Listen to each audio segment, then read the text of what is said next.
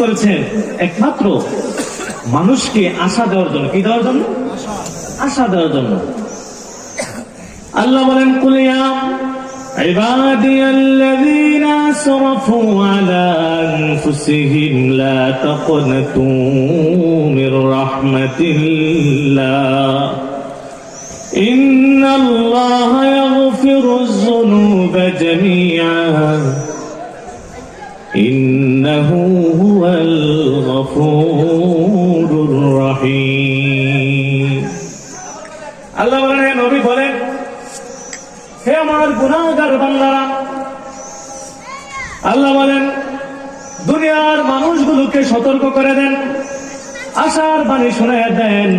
ও দুনিয়ার গুনাহগার বান্দারা, দুনিয়ার গুনাহগার উম্মতরা, যারা গুনাহ করতে করতে নিজেদের আত্মার উপরে বাড়াবাড়ি করেছো, এমন পরিমাণে গুনাহ করেছো, গুনার জন্য লজ্জিত হও।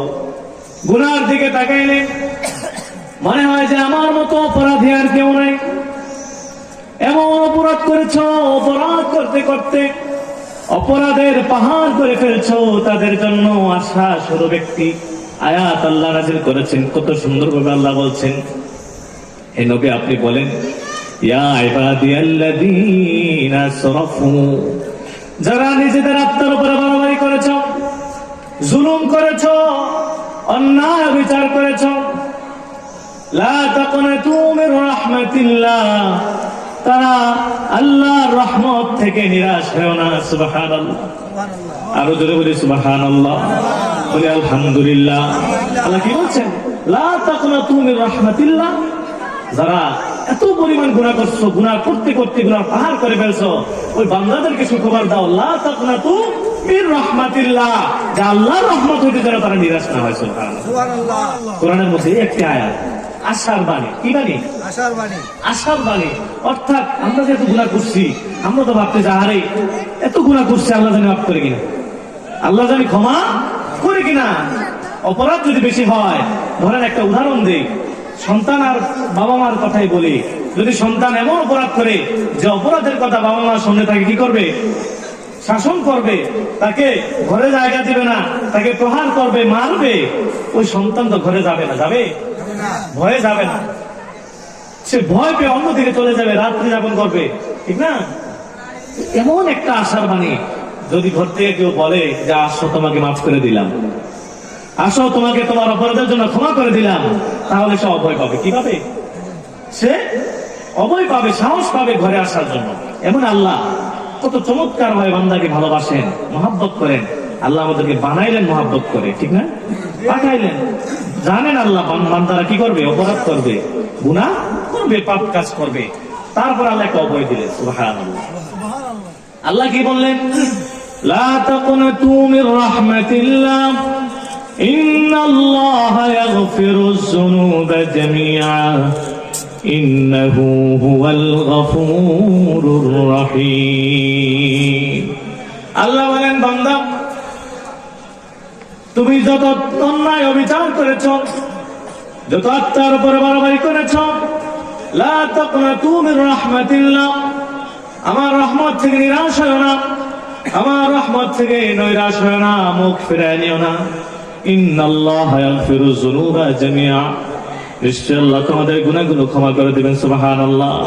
নিশ্চয় আল্লাহ গুনাহগুলো ক্ষমা করে দিবেন। ইন্নাল্লাহা ইয়াগফিরুয যুনুবা জামিআ ইন্নাহু হুয়াল গফুরুর রহিম। নিশ্চয় আল্লাহ অতি দয়ালু, মেহেরবান। কি? নিশ্চয় আল্লাহ কি? ক্ষমাশীল এবং দয়ালু। সুবহানাল্লাহ।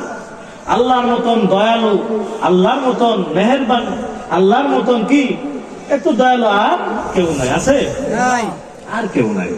আল্লাহর রহমত এত বেশি, আল্লাহর দয়া মায়া এত বেশি।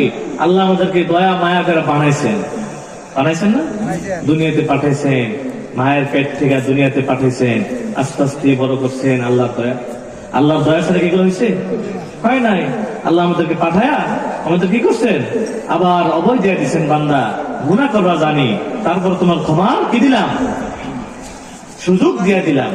এখন কোরআন তো সঠিক আমাদেরকে পথ দেখাই দিচ্ছে না? আল্লাহ বলছেন অপরাধ করছো সমস্যা নাই, কিন্তু কি করো? মাপ চাও, ক্ষমা চাও। ক্ষমা চাইতে হবে, ঠিক না? ক্ষমা চাইতে হবে। রাসূলুল্লাহ সাল্লাল্লাহু আলাইহি সাল্লাম বলেন, হাদিস শরীফে আছে, কোন ব্যক্তি যদি আল্লাহর কাছে ক্ষমা চায়, তার উদাহরণটা এমন ভাবে দিয়েছেন, মরুভূমির মধ্যে কোন পথিক যদি তার ওঠ হারিয়ে ফেলে, তার ওঠ হারানোর পরে সে হতাশাগ্রস্ত হয়ে যায়, খোঁজাখুঁজির পরে যখন সে তার ওঠটাকে খুঁজে পায়, খুঁজে পাওয়ার পরে সে যতটা খুশি হয়, গুনাহগার বান্দা যদি আল্লাহর কাছে গুনাহ করার পরে তওবা করে, কি করে? গুনাহগার বান্দা যদি গুনাহ করার পরে, অন্যায় বিচার করার পর আল্লাহর কাছে তওবা করে, রাসূল হাদিসে বলে আল্লাহ তার চেয়ে বেশি খুশি। সুবহানাল্লাহ। অর্থাৎ মরুভূমির মধ্যে ওঠ হারানো পথিক তার ওঠ খুঁজে পেয়ে যেমন খুশি হয়, কোন গুনাহগার বান্দা যদি আল্লাহর কাছে ফরিয়াদ করে, আল্লাহর কাছে তওবা করে, আল্লাহর কাছে মাফ চায়, বলে আল্লাহ জীবনের গুনাহগুলো মাফ চাই, যত গুনাহ করেছি মাফ চাই, আল্লাহর কাছে রোনাজারি করে, আল্লাহর কাছে কান্নাকাটি করে, আল্লাহ তার চেয়ে বেশি খুশি হন। সুবহানাল্লাহ। খুশির খবর না? খুশির খবর। কিন্তু আমরা জানি না, না জানার কারণে আমরা আমলও করতে পারি না। আমরা ভাবি যে অপরাধ তো করছি, আল্লাহ আমার মাফ করবে না, আরো আল্লাহ থেকে দূরে সরে যাই, আল্লাহ থেকে আরো কি করি? দূরে সরে যাই। অপরাধ করতেছি আর কি আল্লাহর ভয় আছে। কি ভয় আছে? যে ভয়টায় আল্লাহর কাছে মাফ চাবো সে ভয় না, ভয় এমন যে অপরাধ করছে আল্লাহ তো মাফ করবে না, এই ভয়ে আরো অপরাধ করে। কি করে? আরো অপরাধ করে। এটা ঠিক না, আমাদের জানতে হবে। আল্লাহ বলছেন বান্দা আসো, কি করো? আসো আমার কাছে চাও, আমার কাছে মাফ চাও, আমি তোমাদেরকে ক্ষমা করে দেব। আল্লাহ প্রতিদিন রাত্রেবেলা প্রথম আসমানে আসে, শেষ রাত্রে কি করে? প্রথম আসমানে এসে বান্দাদেরকে ডাকে, উদউনি আস্তাজিব লাকুম। বান্দারা কেউ আসো, তোমাদের কোনো আশা আমার কাছে চাইবা, তোমাদের কিছু আমার কাছে চাইবা, তোমাদের চাওয়ার মতো এমন কি আছে আমার কাছে চাও, আমি দিতে প্রস্তুত। সুবহানাল্লাহ। আরো জয় বলি সুবহানাল্লাহ। প্রতিদিন রাত্রে আল্লাহ শেষ রাত্রে প্রথম আসমানে চলে আসে। কোথায়? প্রথম আসমানে এসে আল্লাহ ডাকেন বান্দাকে কত সুন্দর ভাবে, উদউনি আস্তাজিব লাকুম। আসো কোন বান্দা, তোমার কোন চাহিদা, তোমার কোন চাহিদা আমার কাছে চাও, আমি দিতে প্রস্তুত। সুবহানাল্লাহ। তাহলে আমাদের জানতে হবে, আমরা জানলেই তো আল্লাহর কাছে চাইবো, ঠিক না? তাহলে আমি তো আপনাদের এলাকার সন্তান, অল্প কিছু আলোচনা করলাম, দাওয়াতি মেহমানরা আছে, আমি আর সময় না নেই, সবাই আমার জন্য দোয়া করবেন ইনশাআল্লাহ। আপনাদের এলাকারই সন্তান, আল্লাহ যেন কোরআন ও হাদিসের খেদমত করার তৌফিক দেন সবাই। আমিন। আরো জোরে বলি আমিন।